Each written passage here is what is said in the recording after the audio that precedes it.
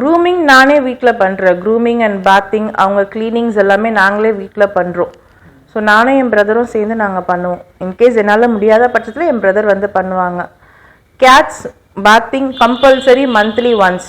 என்னோட boarding cats கூட சரி மந்த்லி ஒன்ஸ் கம்பல்சரி. இப்போ ரீசெண்டாக பார்த்தீங்கன்னா எனக்கு போர்டிங்க்கு ஒரு 2 கேட் வந்தது 21 டேஸ்க்கு. ஸோ அந்த கேட்ஸ் இப்போ வரும்போதே ரொம்ப நாட்ஸ்லாம் அதிகமாக இருந்தது. சரியான ப்ராப்பர் இது இல்லை அவங்களுக்கு.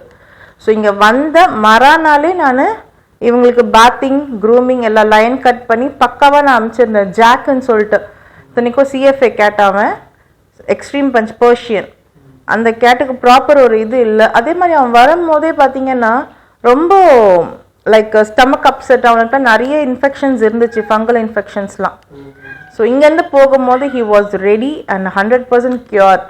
அந்த ஒரு இஷ்யூவே இல்லாத அளவுக்கு போனாங்க. அவங்களே எனக்கு போர்டிங்க்கு எக்ஸஸாகவே பே பண்ணாங்க.